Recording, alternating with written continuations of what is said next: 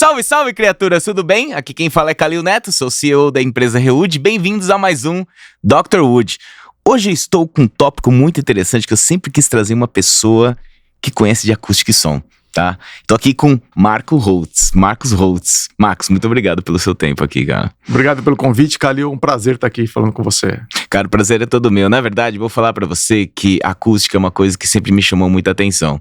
Eu já tive banda, eu já fui DJ, eu tive um professor de física que fazia eu calcular as caixas de som e ele era, cara, formado na ITA, no ITA, né? E, cara, era fantástico, ele me falava muito sobre frequência, muito sobre acústica, e um dos problemas principais que a gente vê, principalmente em prédios de madeira, quando a gente vai pra fora do país, é a acústica. A gente vê aqueles painéis sonoros pra tentar conter, e quando se fala em massive timber, quando tem muita massa, é constante a frequência passar para um lado para o outro e a gente tem esse problema, na verdade, acústica. Até estive com o Boris, que era o dono do Ascend, um dos maiores prédios do mundo, e mesmo o cálculo na ponta do lápis, eles não conseguiam ter a certeza de quando o cara jogasse uma chave de cima para um outro apartamento, você não ia ouvir a chave. E ele me contando assim, cara, a gente teve o problema, tava tudo calculado, tudo bonitinho, eles meteram um carpete lá para evitar que a chave caísse e o cara de baixo ouvisse o negócio, cara. Então, eu acho que um dos pontos principais quando se desenha, principalmente para arquitetura, e se desenha, na verdade, para uma melhor experiência do cliente, é trazer, na verdade, o som, né, que é uma grande diferença. E eu acho que não tem mais pessoa melhor para explicar um pouquinho mais sobre um arquiteto que gosta de som. Marcos, por favor, se apresente, cara. Eu queria ouvir mais sobre sua história. Obrigado, Calil. Eu, como já disse, sou Marcos, sou arquiteto, eu sou músico também. Começou minha trajetória, na verdade, antes da arquitetura, com música, né? Desde muito pequeno. Minha irmã me puxava muito, minha irmã é música profissional hoje, ela toca violoncelo no OSESP. Legal. E a gente começou tocando juntos, eu comecei tocando viola, ela tocava violoncelo e a gente estudava juntos ali música desde os 11 anos, algo parecido, né? E é muito interessante, porque o Sesc tem um projeto muito bom de iniciação musical, onde desde o primeiro dia eles te emprestam um instrumento e já te colocam numa prática de orquestra. Então, desde o primeiro dia, você vai lá, você faz a inscrição, já te colocam numa sala com instrumento e você começa a tocar em grupo, né? Era um grupo, acho que de umas 30 pessoas. O João Maurício foi o meu primeiro professor, depois ele teve um programa na TV Cultura, que tinha lá, né, os concursos dos músicos, e ele foi meu primeiro professor também da minha irmã. Então, era uma coisa de trabalho em grupo, social, grátis, onde você, desde o começo, tinha a noção de que a música é construída coletivamente também, né? Tinha aula individual e tinha aula coletiva. Então, foi ali que eu comecei a prestar atenção nisso, de falar, pô, como soa diferente, né? Você tá num lugar que é maior, num lugar que é menor, num lugar aberto, num lugar fechado. E eu sempre fiquei curioso por que o som é diferente num lugar aberto e num lugar fechado, né?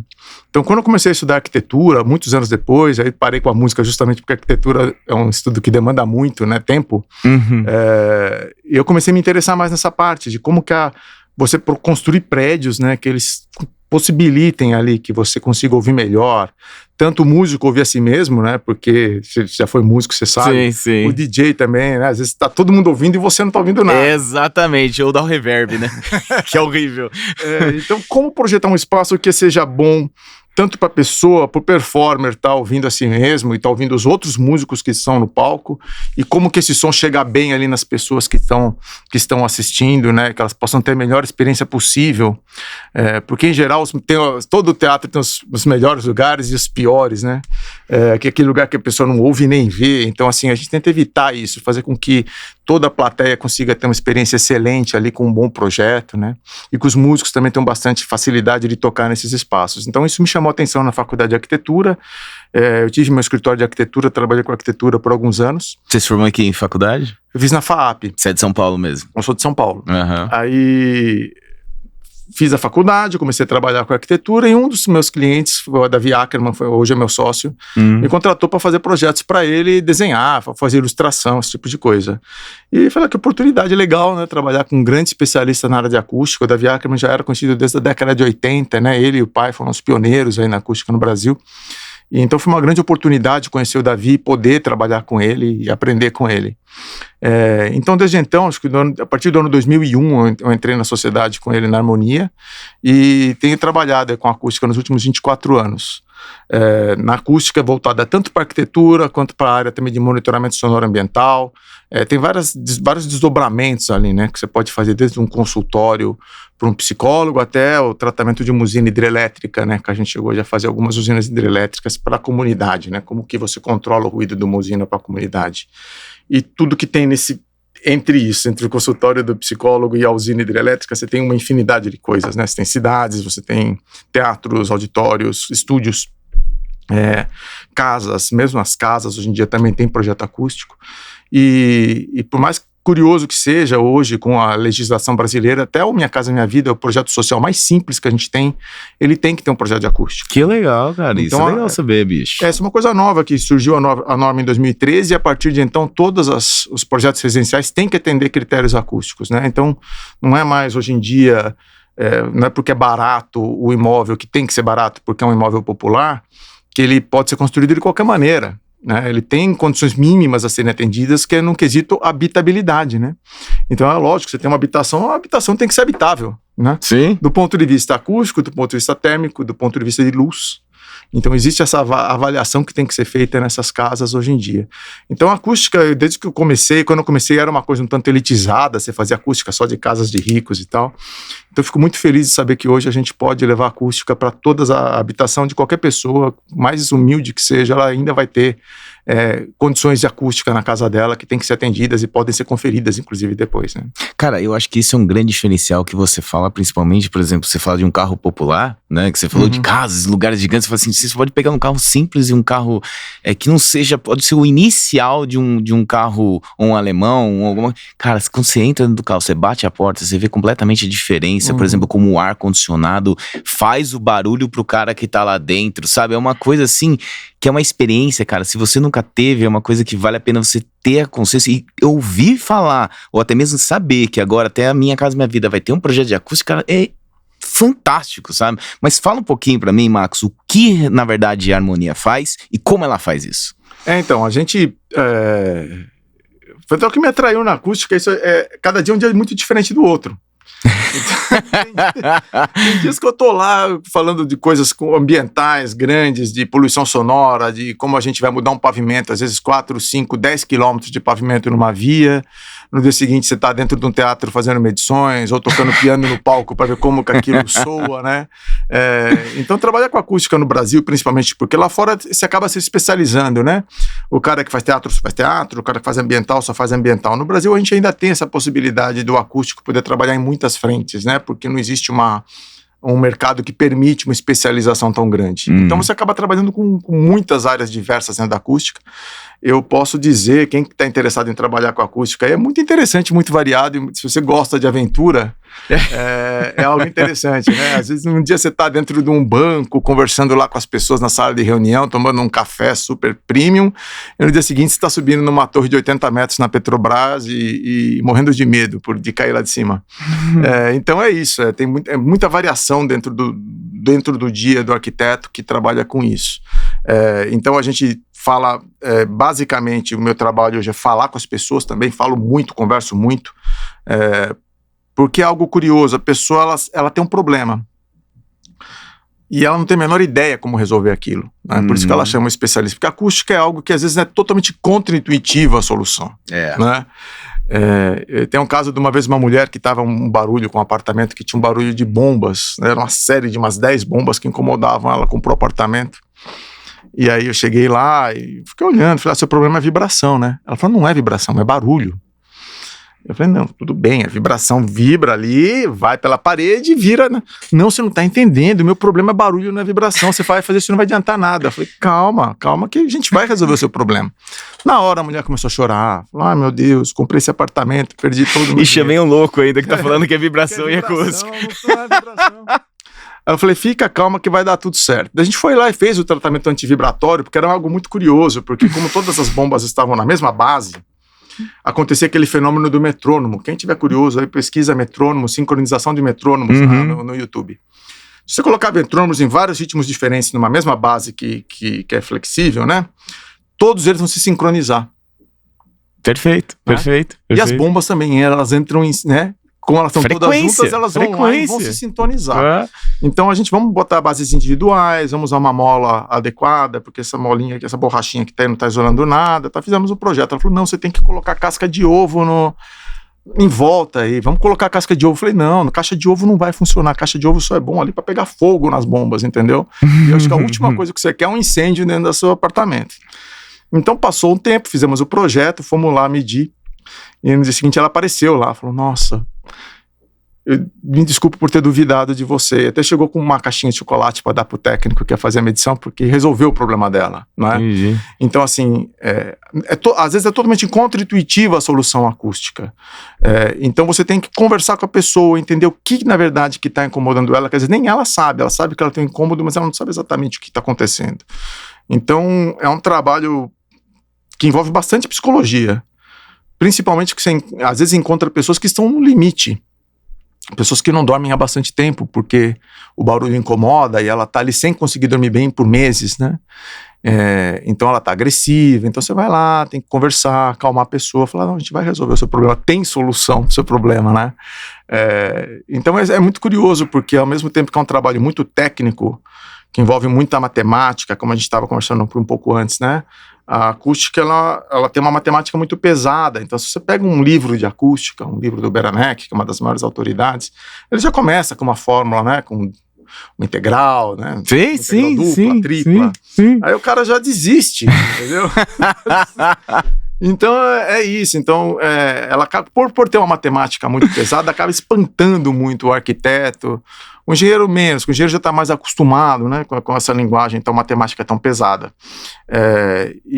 Então a gente trazer essa humanidade, né, o ser humano que está por trás ali, como a gente junta essa questão matemática difícil da acústica com a questão da percepção, eu acho que é o que está acontecendo nesse momento, que até o que eu estou estudando no meu doutorado agora. Puta, me fala um pouquinho, mas o cara tem mestrado e tá terminando doutorado. Me fala um pouquinho sobre o seu doutorado, cara.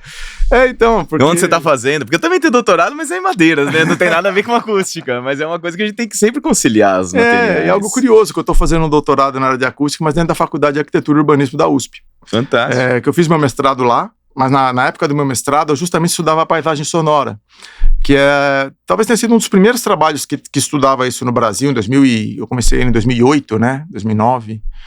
E logo depois disso começou a ter um grande número. Hoje é uma área muito pesquisada no mundo todo. Mas quando eu comecei a estudar isso, tinha muito poucos trabalhos no Brasil a respeito disso.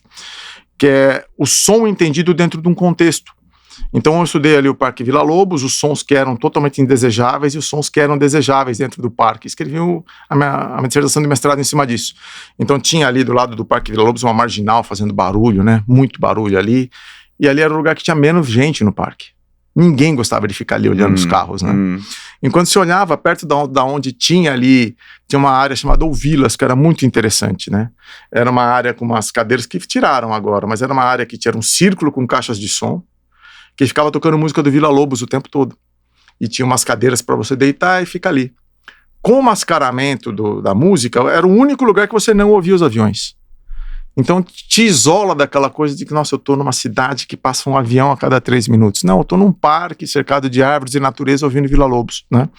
Então eu estudava isso, como que o contexto, né? Como que você pode mudar contextos, introduzir sons que a gente gosta e reduzir os sons que a gente não gosta. Isso é o estudo que a gente chama hoje de soundscape. Então meu mestrado começou nessa área. E hoje já está bem desenvolvida, tem muitos pesquisadores hoje na USP que estão estudando isso. E no Brasil todo.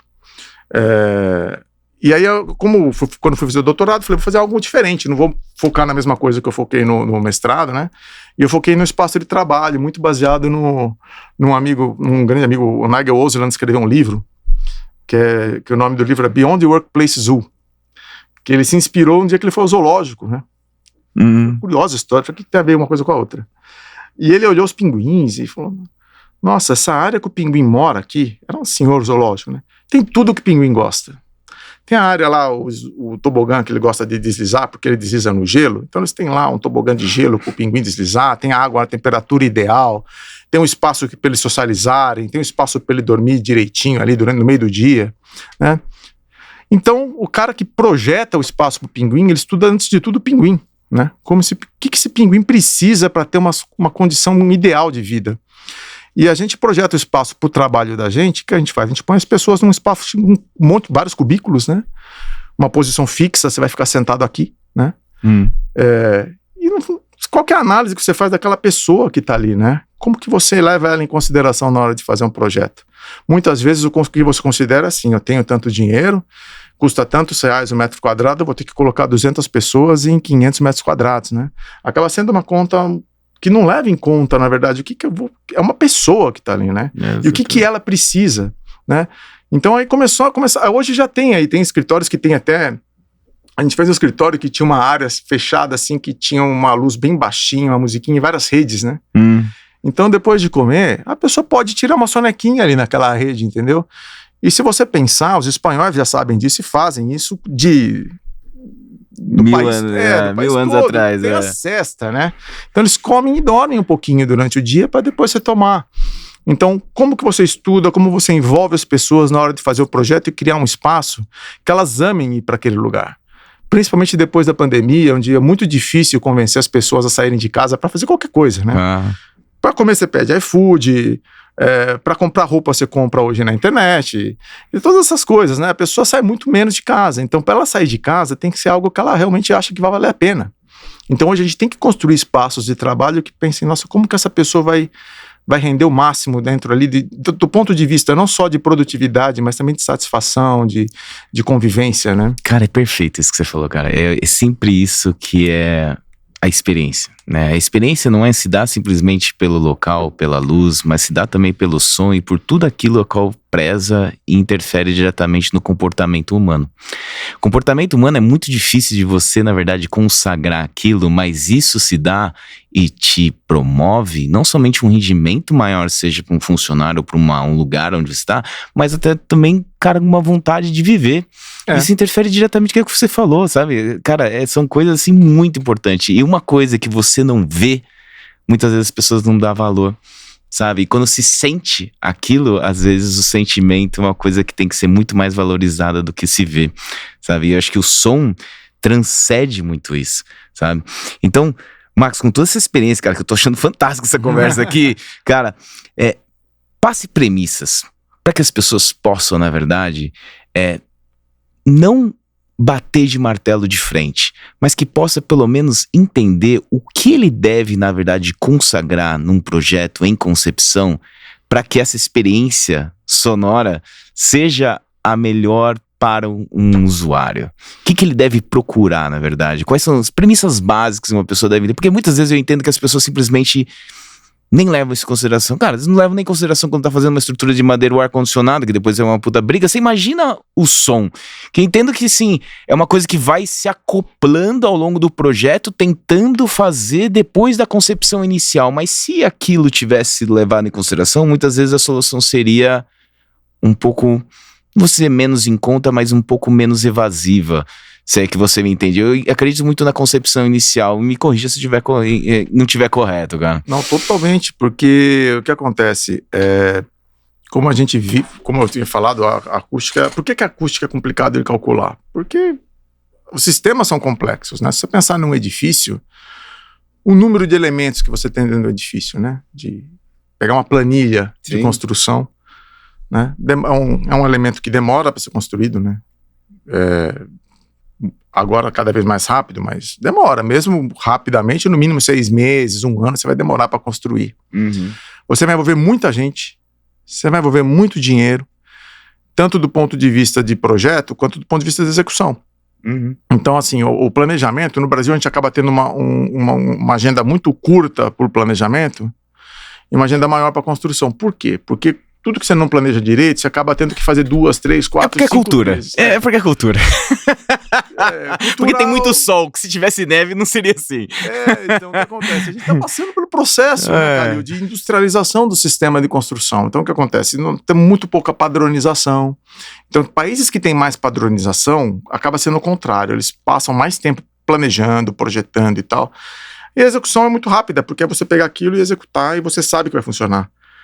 E aqui a gente tem um monte de surpresa. Quem trabalha em obra, arquitetos que trabalham em obra sabem do que eu estou falando. Cada dia é uma surpresa, né? Que você chega, e agora? O que a gente faz com isso? Porque acontecem muitos imprevistos mesmo pela falta de padronização, industrialização. Tem muita coisa artesanal que a gente tem na nossa obra. Então esse é um dos aspectos, né? A gente tem pouco tempo de planejar. Então, como que você planeja a acústica nesse espaço curtinho de tempo? Então você tem que otimizar o seu projeto para conseguir fazer um projeto rápido, né? Que consiga atender essa demanda da rapidez que a gente tem que ter no projeto brasileiro. Outra coisa, existe uma curva, que é a curva de aplicabilidade de mudanças dentro do projeto. Então, quanto custa uma mudança dentro do projeto quando você está no ponto zero e quando o projeto está pronto? E eu falo isso, cara, tem um gráfico pra isso, exatamente. Quando você tem super influência, no início do projeto, o custo é zero. Quando depois você vai passando, cada vez custa mais caro a tua obra. Porque se eu estou com 90% dos projetos prontos, instalação pronta, fundação pronta, estrutura pronta, vedação pronta, aí eu chego, será que não era melhor a gente ter mudado de alvenaria para drywall, esse prédio? Né? Você vai ter que mudar todos os projetos e todos os projetistas, você vai ter que pagar praticamente um projeto novo. Né? Sim. Então o que acontece? Quanto antes você entrar com alguém que entenda de acústica, que possa te ajudar e possa te dar a melhor solução para aquele conceito, menos você vai ter de custo, tanto de projeto, tanto de execução. Quando o prédio está pronto, então nem se fala. Ali, então, realmente... É uma gambi. Você acaba tendo que fazer improvisações, porque você não tem carga prevista para suportar, às vezes, o que você tem que fazer de solução acústica. Você tem, às vezes, o cara já colocou um granito, um mármore que ele importou do Vesúvio, entendeu? Aí você vai lá, vamos quebrar o seu mármore aqui para fazer um contrapiso flutuante. O cara quer matar você. Essa é a solução normalmente que a gente faria, por exemplo, para ruído de impacto. Então a introdução dos conceitos acústicos, o quanto antes eles entrarem no projeto, é melhor. Então, se eu fosse dar uma dica de quais seriam as premissas, né, que você me perguntou, eu acho que depende muito do projeto. Se a gente for falar falar em residencial. Por exemplo, né? De residencial, o principal realmente que você tem que fazer é um estudo do zoneamento do edifício ali. Você tem que entender, ir no terreno, olhar e ver quais fontes sonoras que você tem ali, né? Tem aqui uma indústria, ou tem uma rodovia aqui, ou tem um trilho de trem que passa aqui. Quais áreas dentro desse projeto que eu vou fazer são mais sensíveis ao ruído e quais são menos sensíveis? Uma área de serviço, uma cozinha, ela tem menos sensibilidade, banheiros. Eu posso, de repente, virar toda essa área para a fachada mais ruidosa do edifício e preservar uma parte de dormitórios e salas de estar, por exemplo, né? Eu posso, inclusive, fazer de um jeito que o próprio edifício se autoproteja. Isso é uma das coisas que podem ser pensadas pelo arquiteto. Eu sei que, às vezes, a gente tem o terreno e tem que colocar, né? Fazer milagres. E muitas vezes a implantação se dá pelo sol, né? Sol, tudo isso tem que ser levado em conjunto. Inclusive, é uma das coisas que a gente faz hoje, a gente percebeu que tem que fazer o projeto integrado. Hoje, lá na nossa consultoria, a gente faz o projeto de acústica, de térmico e lumínico no mesmo... Que legal, cara, que legal. Então, a solução já sai integrada nos três quesitos de habitabilidade aí para poder, justamente, porque afeta a acústica, afeta a iluminação, e afeta a temperatura também. Né? Sim, com certeza. Então as coisas são pensadas em conjunto hoje em dia, a gente lá tá pensando isso em conjunto. Então a primeira coisa é isso, aonde o edifício está, onde ele está localizado, quais fachadas eu vou ter que ter um reforço maior em relação, isso até está na norma 15575, a gente tem na NBR 15575 uma instrução de como fazer esse mapeamento e como definir o isolamento da fachada do prédio. A outra coisa, você definir a materialidade, vai ser de concreto. Hoje em dia a gente tem, por incrível que pareça também, o setor mais industrializado da construção civil é o setor popular. Porque eles têm que fazer muitas casas, num tempo muito curto, com o máximo de eficiência. Então eles sempre têm sistemas muito mais padronizados, eles têm às vezes sistemas de concreto com formas deslizantes, sistemas pré-fabricados. Eu me lembro que eu e o Davi, a gente foi fazer há uns 15 anos atrás um residencial, acho que a Rossi não existe mais, mas era uma construtora, a Rossi. Sim, conhecia a Rossi. Rossi. E eles já tinham uma fábrica de peças de concreto, e eles transportavam as peças e montavam como se fosse um Lego, assim, um prédio, né? Então, assim, já era um sistema industrializado há 15 anos atrás, né? E se você pegar o alto padrão hoje no Brasil, ele é praticamente artesanal, assim, uma coisa que você vai... Cada prédio é diferente do outro, as janelas são feitas... Sob medida. Praticamente você tem que medir todos os vãos. Quem trabalha com caixilho sabe o que eu tô falando. A janela que você coloca no 5º andar, às vezes não é a mesma do que você coloca no 6º. Sim. Porque a parede tá um pouquinho mais assim, tá um pouquinho mais assado. Então o cara tem que medir todos os vãos, assim, de um prédio para ter certeza que o castilho dele vai entrar. Sim. Então, tudo isso atrasa muito a nossa construção, a falta de industrialização, né? Quando a gente fala de indústria de madeira também, né? A gente tem eu fico muito admirado, eu tenho amigos na Suécia que trabalham bastante com a questão, na Alemanha também, né? Nessa questão da madeira e como fazer. É um processo totalmente industrializado, é uma maravilha de produção de sistemas já desenvolvidos, né? Então, acho que essa é uma coisa, você pensar, quando você vai pensar o seu edifício, pensar quais sistemas você vai utilizar. Tentar utilizar mais industrialização. E por incrível que pareça, isso afeta a acústica.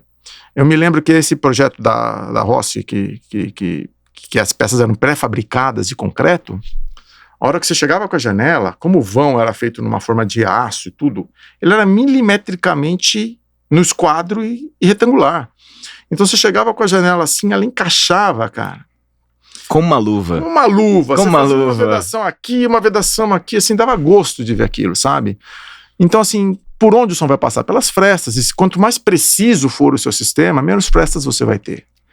Então, o processo de industrialização é um grande amigo do desempenho acústico, em vários pontos de vista, né? Então é isso, processo, tenta pensar nos sistemas que você vai fazer, procurar industrialização, procurar padronização, procurar fornecedores que tenham caracterização acústica de seus materiais. Então, por exemplo, um fabricante de janelas. Tem muitos, no Brasil tem milhares, né? Quantos tem ensaios acústicos da sua janela? Cara, às vezes você chegava e falava, tá, quantos dB são? O cara não sabe. O cara não sabe. Fala assim, cara, se você não tá comprando um caixilho pelo dB, eu não sei porque você tá comprando ele. Pelo tamanho?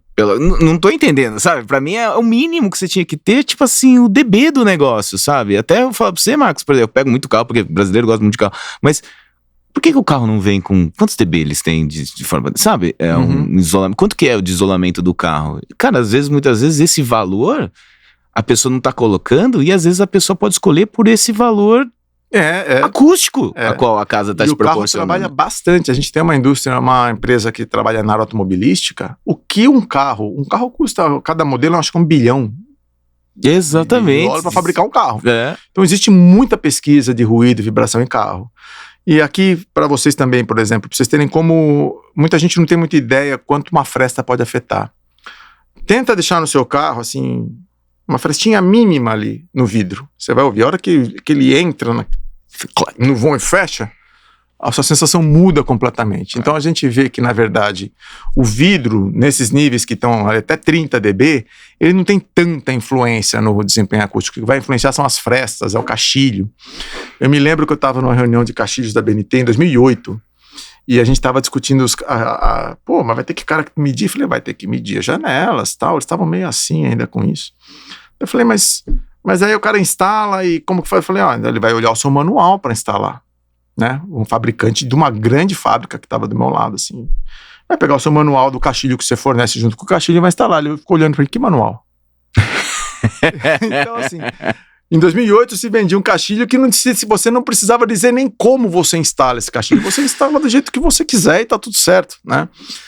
Então, principalmente essa indústria dos caixilhos evoluiu muito, principalmente pela atuação das associações, né?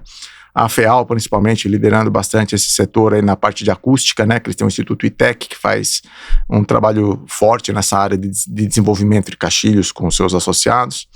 Então, procure fornecedores que tenham ali um suporte técnico, que tenham materiais caracterizados. Os blocos de concreto, os blocos de cerâmica, eles também podem ser caracterizados, a acústica desses blocos.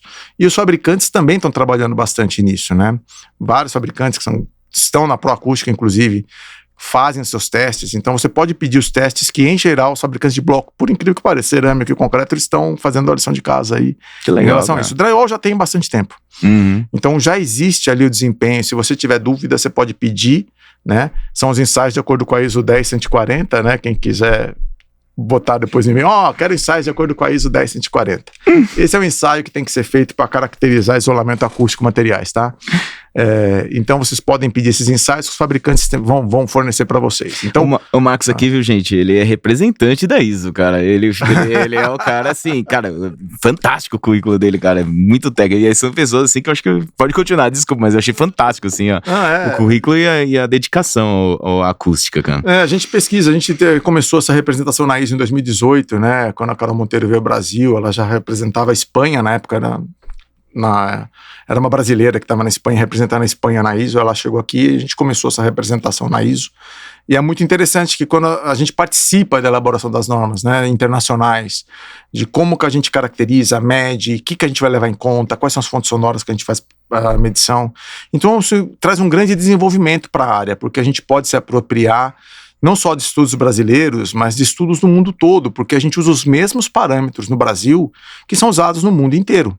Uhum. Então a gente consegue comparar os nossos resultados com resultados da Europa, com resultados da Austrália, da Ásia em geral. Os Estados Unidos é um pouco diferente, porque os Estados Unidos ele gosta de fazer, né? Do jeito deles. Do jeito deles, assim. Eu acho que é até um pouco proposital, até para dificultar a entrada de outros países no mercado americano. Então eles fazem as próprias normas com pequenas mudanças para falar assim, ó, se quiser vir para cá, você vai por estado ainda, cara. Então eu acho que existe uma questão também estratégica dos Estados Unidos em ser diferente, né? Por ser um mercado tão grande, ele ser diferente, ele acaba protegendo ali, né? Uhum. Então o Brasil hoje está bem dentro da América Latina, digamos que está bem adiantado na questão de normas técnicas, na questão de como a gente mede, na questão de como a gente tem uma norma que dá uma guideline para os projetistas de como fazer esse projeto. Então também recomendo arquitetos, estudem, tem cursos online hoje em dia, tem muitos cursos aí na internet. A própria Harmonia tem um curso de acústica básica. Que legal. Que a gente vai ter uns quiz depois para ver se você realmente entendeu. Então, assim, hoje tem muito mais informação de qualidade disponível. Então, para entender pelo menos a aplicação, a gente já tem uma norma técnica de residências que a gente pode aplicar. Então, fornecedores, entorno, entrar no começo da obra, da concepção e acompanhamento. O acompanhamento é muito importante, que durante a execução da obra, o teste que a gente faz para ver se a acústica tá boa, assim, às vezes eu vou no escritório, eu tento passar uma folha sulfite debaixo da porta. Entendi. Aí o cara olha, mas você vai testar? Você passa, isso aqui para mim é uma fresta. Então, uma fresta desse tamanho influencia... E muito. Chega a dar 10 dB de diferença, né? 10 dB é o dobro de sensação sonora, né? Em termos de energia é muito mais, mas em termos de sensação é o dobro. Então, é isso, sabe? Execução tem que ser feita de acordo, industrialização, se puder ter uma assessoria de alguém que te ajude, também um especialista, principalmente quando tem um empreendimento grande, comporta, né? Eu diria que é barato você ter um especialista te dando um aconselhamento nessa área, alguém que conheça, que tem experiência. E quando for algo muito específico, que você realmente quer, você realmente tem que ter não só o especialista na parte de projeto, mas o especialista na parte de execução também. Algum cara que está acostumado a fazer portas acústicas, a fazer forros acústicos, paredes acústicas, porque é um negócio quase de artesanato, né? Que você tem que ter uma perfeição na execução que não é usual de você ter em outras execuções. Se você trabalha com estúdio, você sabe como é. Sim. Tem que ser na ponta do lápis, do lápis. Mas, Marcos, em termos de materiais, né, eu sempre entendo que, assim, para mim, acústica, em termos de absorção, e a absorção eu entendo que é muito importante, e me corrija se eu estiver errado, tá? É muito importante em termos de absorção, principalmente você vê, por exemplo, os painéis de absorção, acústicos e tudo mais, como ele funciona. Tive até que estudar um pouco sobre forro acústico para que eu possa até mesmo entender um pouco como é que funciona a acústica. E a acústica sempre foi para mim uma coisa que muito me chamou a atenção, né? E principalmente depois que eu comecei a andar em prédios de madeira que eles começaram a ter problema em acústica, e eu comecei a estudar acústica de frequência e como é que passa isso, né? Em termos de materiais, o que você pode falar para mim que a diferença entre os materiais, sua absorção e onde colocá-los para que você possa ter uma experiência em harmonia acústica dentro de uma residência? Então, normalmente a gente divide o projeto acústico em 3 partes, né? Eu vou começar pelo controle de ruído, que é mais fácil de entender. O controle de ruído tem a ver com máquinas, né? E cada vez mais as casas estão se modernizando, coloca um pressurizador, coloca às vezes um gerador de emergência, essas casas maiores, né? Então, controle de ruído tem a ver com equipamento. Então, você tem que controlar isso, porque senão você faz uma acústica incrível, você coloca absorção, você tem um isolamento, a hora que liga a máquina, pau, aquilo acaba tudo, né? Então a máquina tem que ser silenciosa, a máquina tem que estar de acordo com o projeto que foi feito. O controle de ruído é uma coisa importante e deve ser feita.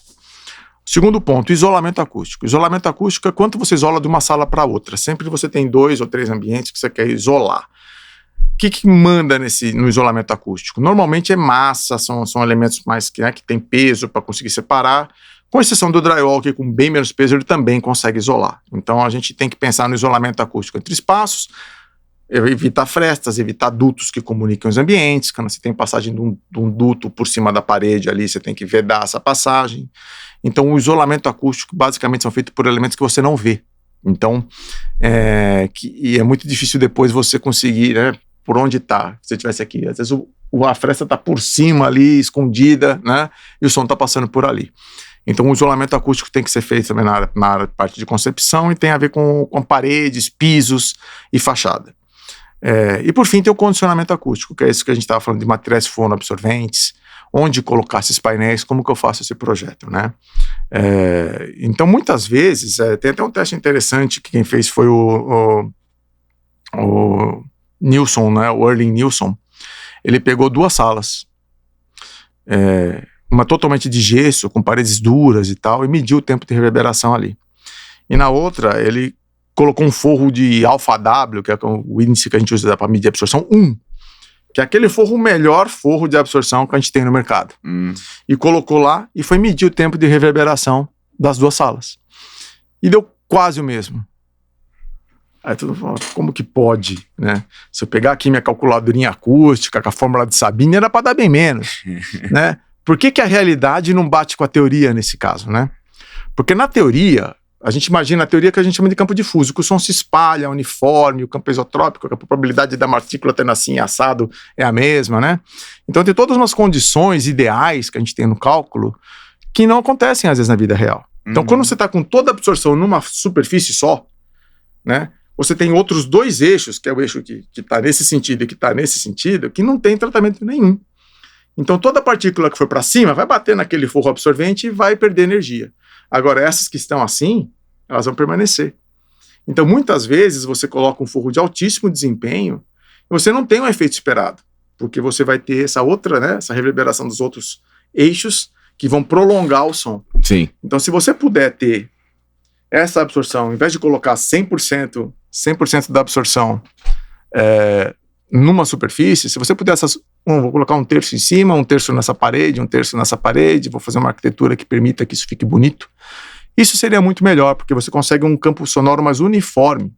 Entendi. Né? Porque senão se você vai ter, imaginar realmente que é uma nuvem de partículas que está se irradiando, e você vai ter algumas que vão ficar na horizontal que vão permanecer ali. Então você também tem que ou virar as paredes de tal maneira, ou colocar elementos difusores, que a hora que as partículas baterem de som, né, a energia, a onda sonora bater nessa superfície, ela se espalhe, e aí sim ela vá para cima e encontre o seu forro lá em cima. Então, é isso, você pode tanto usar elementos fonoabsorventes, por exemplo, no teto ou nas paredes, ou você pode ter um teto fonoabsorvente e ter muitos elementos que possam espalhar esse som, que pode ser mobiliário, pode ser difusores acústicos, pode ser elementos arquitetônicos mesmo, que joguem esse som em outras direções e permitam que o campo fique mais uniforme. Mas aí a gente tem um problema, né? Porque na sala eles gostam de meter um monte de vidro. Sem parede. No quarto normalmente você tem 3 paredes e um caixilho na frente. E no banheiro você tá praticamente lacrado, eventualmente que você tem uma entrada de luz na parte superior, né? Então você tem aí 3 ambientes diferentes na mesma residência com, você assim, fechamentos totalmente diferentes entre um, e o que eu acho que o que manda é o vidro, a madeira, o concreto e o aço, né? Comparando com esses 3 materiais e entendendo, na verdade, a distribuição de uma residência normal, né?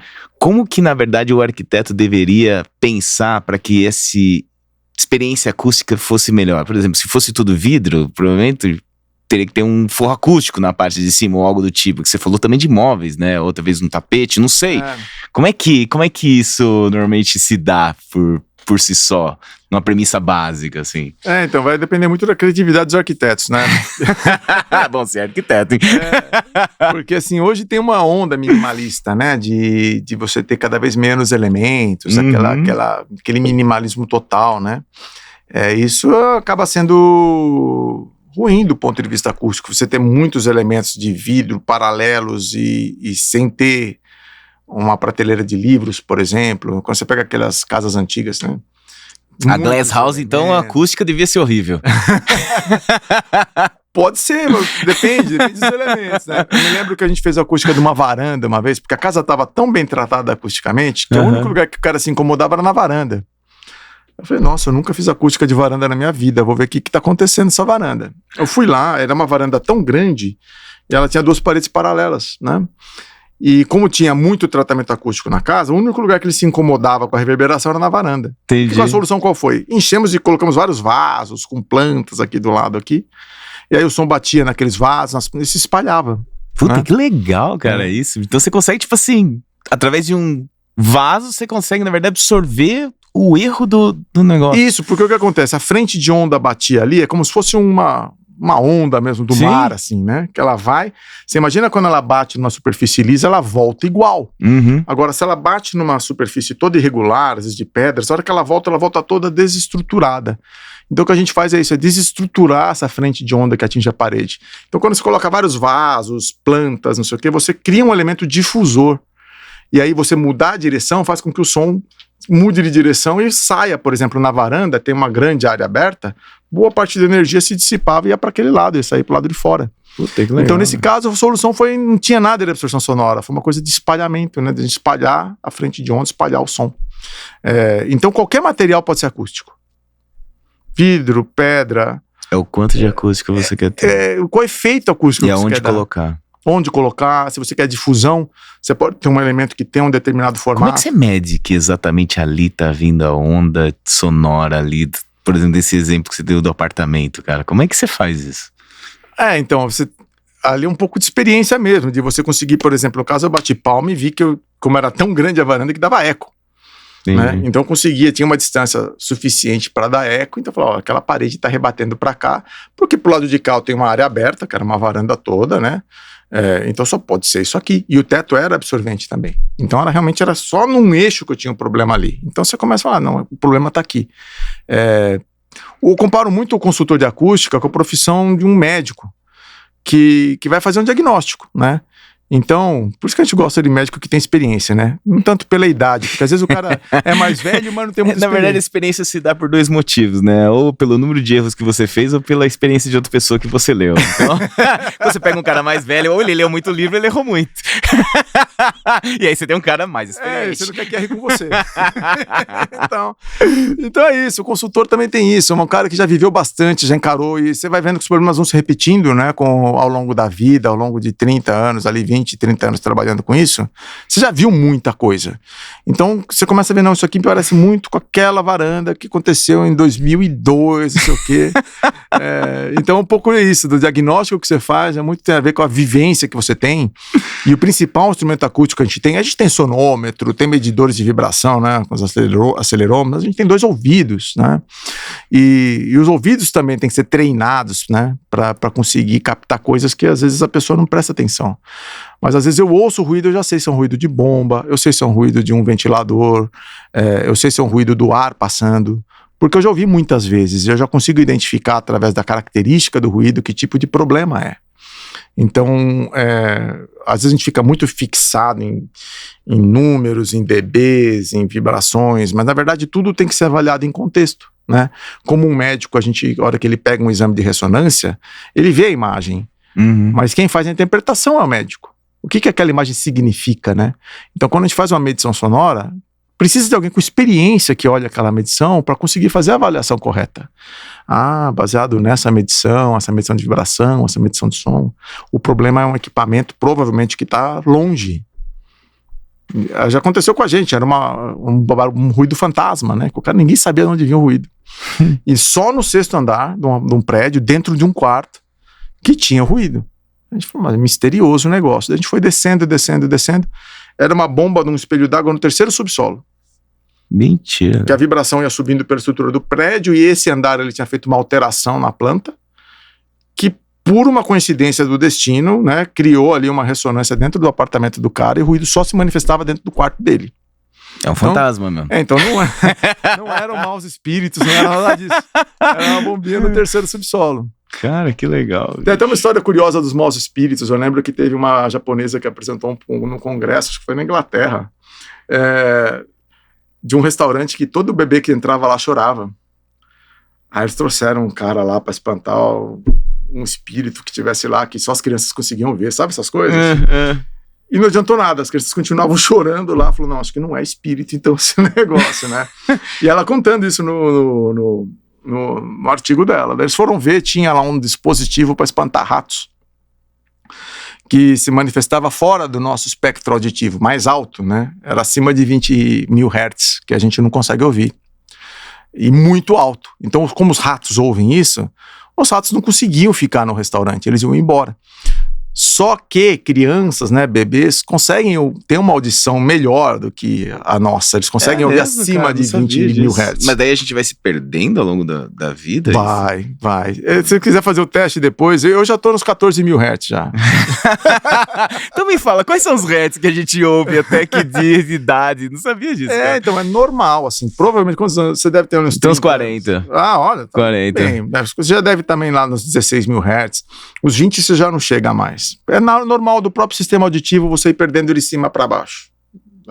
Você não pode perder mais. Então você começa com 20 mil e aí vai até... E os bebês acima até, né? É mesmo. Então os bebês conseguiam ouvir aquele som que espantava os ratos, os bebês ficavam, entravam no restaurante e começavam a chorar loucamente, porque doía o ouvido deles. E os adolescentes, inclusive, tem alguns sinais que eles usam também no celular, com 20K, que só eles ouvem. Os professores não conseguem ouvir. É mesmo, cara. Então na internet tem alguns testes que você consegue colocar. Puta, que legal, Veja lá, você também em casa quiser saber como que tá a sua audição, aí onde você começa. Eu sempre faço esse teste nos cursos, aí você começa a ver, pela idade, cara. Chega ali, quando chegam nos 18K, alguns levantam a mão, você vai ver as pessoas ali de 17, 18 anos. E quando chega lá, na pessoa, eu sou sempre o último, né? Porque normalmente eu sou mais velho da classe, então...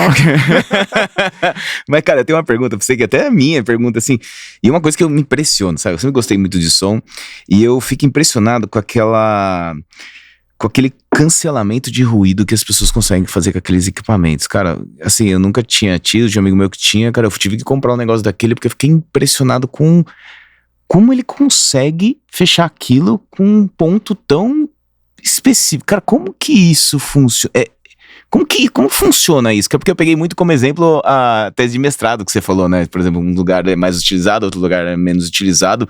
Eu não sei, né? Como é que você faz com que aquele lugar seja mais utilizado, já sabendo pelo problema. E daí você pode pensar em barreira de som, mas se eventualmente é um avião, cara, como é que você vai fazer um parque que não passa a mudar a rota do avião? Você não vai. Mas como é que funciona esse cancelamento de ruído que o pessoal tanto utiliza, cara, que eu achei, assim, fantástico aquilo. É realmente uma coisa que me impressionou, sabe? Eu tenho um grande amigo, Joachim Schering, na Alemanha, que a tese de doutorado dele era justamente atenuadores ativos. Então, muito disso vem da indústria, né? Que já acontece há mais de 20 anos. Agora que chegaram na gente. Mas na indústria isso já é um fenômeno antigo, que é um fenômeno muito curioso, que para diminuir o som, você joga mais som. Eu vou explicar daqui a pouco. É um contrassom. Como que funciona, exatamente. Mas qual som que eu jogo? O mesmo som. O mesmo som.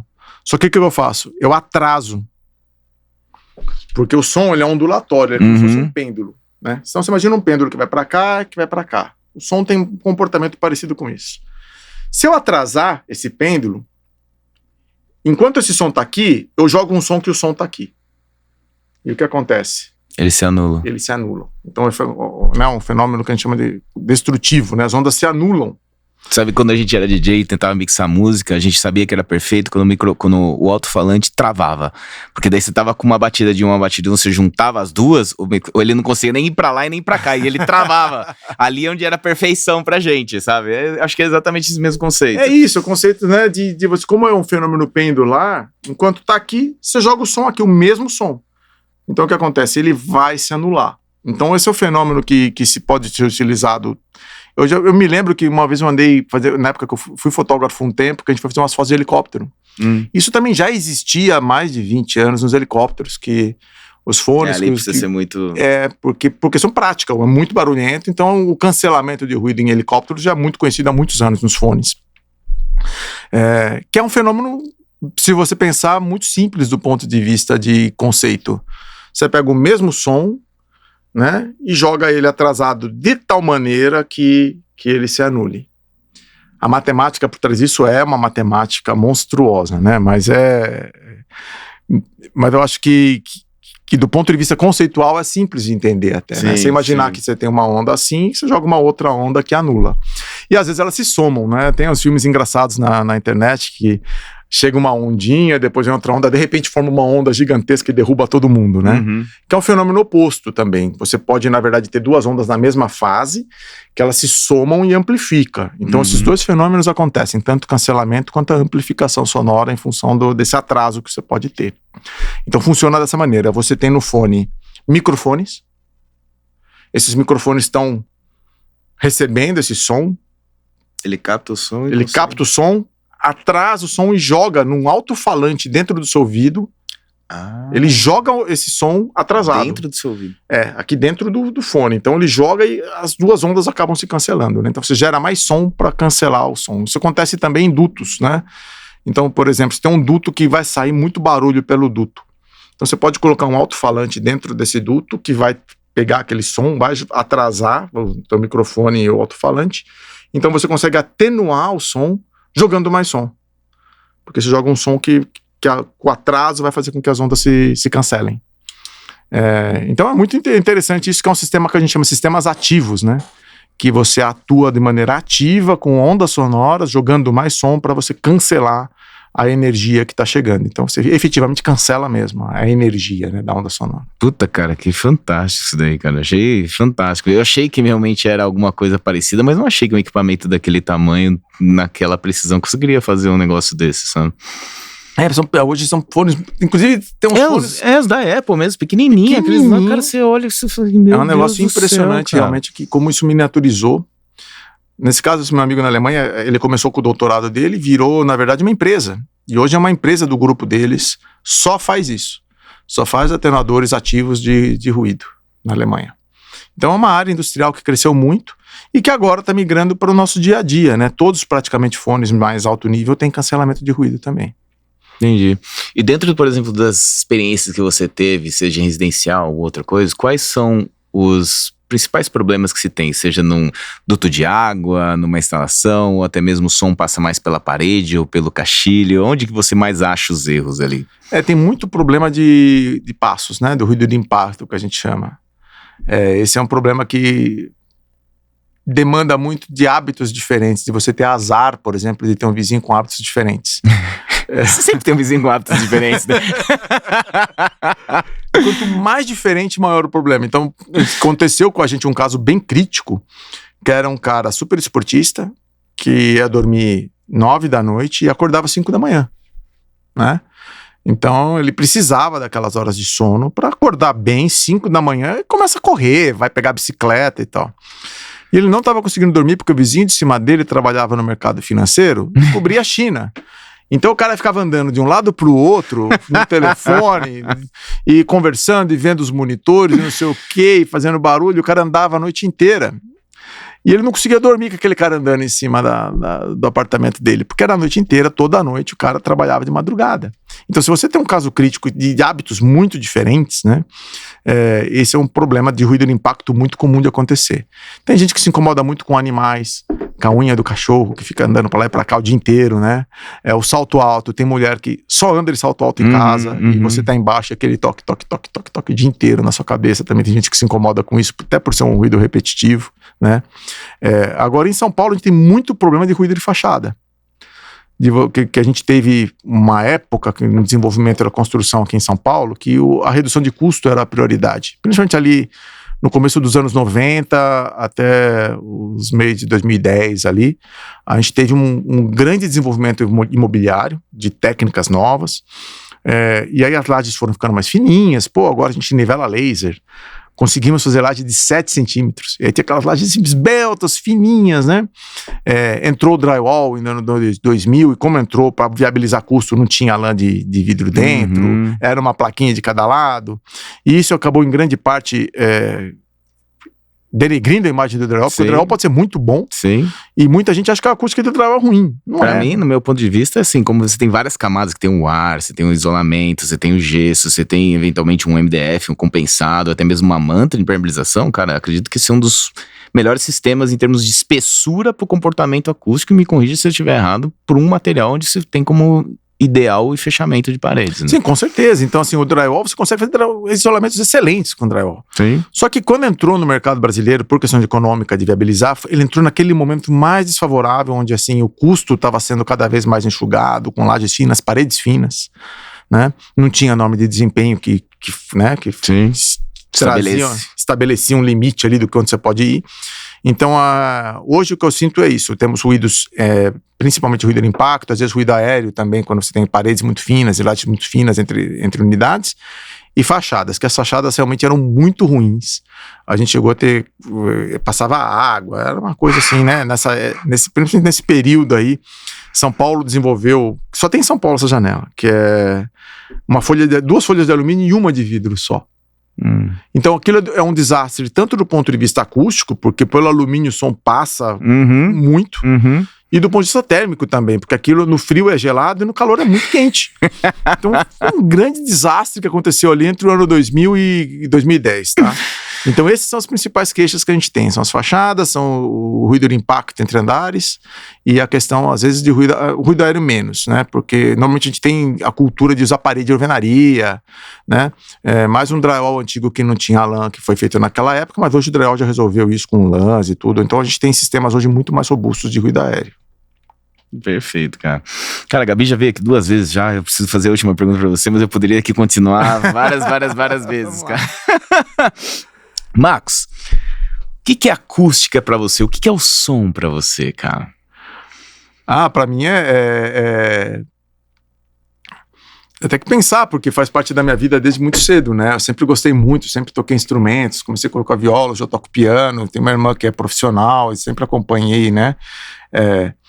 Eu me lembro de ir na Santa Ifigênia, assim, até a questão de memória afetiva que eu tenho da minha infância e da minha adolescência, de ir na Santa Ifigênia comprar discos, né? Antigamente tinha aqueles discos de vinil. Eu fiz parte dessa história. De comprar, ia lá e comprava o disco e voltava pra casa e eu ouvia aquele disco 200 mil vezes. Até assim. acabar a agulha. Trocava a agulha e ficava ouvindo aquilo de novo. Quando era a fita, até a fita ficar, ainda perder até o brilho de tanto que você ouvia aquele negócio, né? E hoje tá muito mais fácil, né? Você conseguir várias versões da mesma música, você tem no Spotify na sua mão, assim. Mas eu lembro que naquela época tinha ainda um gostinho de conquista cada disco que se comprava, né? Então, a música pra mim é isso. Eu tenho uma memória muito, muito boa dos momentos felizes da minha vida, de evolução que eu tive com a música, sempre como parceira ali na minha vida, né? Não só a música também, ela exige também que você tenha ambientes propícios, né? Que você tenha um ambiente tranquilo para conseguir ouvir a música, né? Um ambiente adequado, até mesmo para um rock and roll, quando o lugar não é apropriado, acaba com o rock também, sabe? Eu gosto também de heavy metal, eu gosto de todo tipo de música, né? Então a música é uma companheira minha da vida, né? E a música com os sons também, né? Os sons, eu gosto muito de sons da natureza, então eu gosto muito de ir a parques e ficar tranquilo ali. Acho que tá um momento muito bom essa regulamentação de sons, dessas caixas de som na praia. Quando a gente vai à praia, a gente quer ouvir o mar, né? Sim. Quando a gente vai para um parque, a gente quer ouvir os animais. Então os sons, eles estão à nossa volta ali, normalmente em momentos que a gente tem aquele momento de vida mesmo, né? Então o som é muito associado à questão da vida. Então, quanto menos ruído, mais som a gente tem na nossa vida. Então, acho que o meu trabalho nesse ponto, acho que é bem conciliado com o meu conceito do que seria ter uma boa vida, né? Uma boa vida é ter bons momentos, né? E esses bons momentos dependem de você ter condições que permitam esse bom momento. Eu me lembro no Centro Cultural São Paulo, não sei se você lembra dessa época, tinha acho que ainda tem isso. Você podia pegar a partitura da música, tipo uma sinfonia de Beethoven, com todas as partituras de todos os instrumentos. Ele te dava a partitura, te dava um fone de ouvido. Você sentava numa cadeirinha e lá no fundo ele colocava dentro da vitrola e você ficava ouvindo ali. Não, nunca fiz dentro isso, do Centro Cultural São Paulo. Isso tinha na década de 80, né? Então é isso, assim, acho que a minha relação com a música e com os sons foi o que me levaram para minha carreira, para onde está hoje, e não só em relação à carreira, mas em relação à minha vida mesmo, né? Além da carreira, mas como pessoa mesmo, né? Cara, Marcos, não tem nem como agradecer. Acho que foi uma aula aqui de acústica, realmente. Cara, é assim, pra mim, eu realmente tinha várias perguntas e pra mim já me esclareceu bastante, mas sempre vai ser uma grande experiência pra que aquilo seja completo. Sem acústica e sem som, não existe a experiência completa. Tira a música de um filme, tira a música, né? A coisa fica... perde toda, né? Todo aquele contexto, aquela coisa magnética que o filme tem, né? A música, ela envolve a gente, né? Sim. Cara, muito obrigado pelo seu tempo. Obrigado mesmo. Valeu, obrigado, Calil. Pessoal, espero que vocês tenham gostado. Curte o vídeo aí, dá um comentário. Até a próxima. Valeu!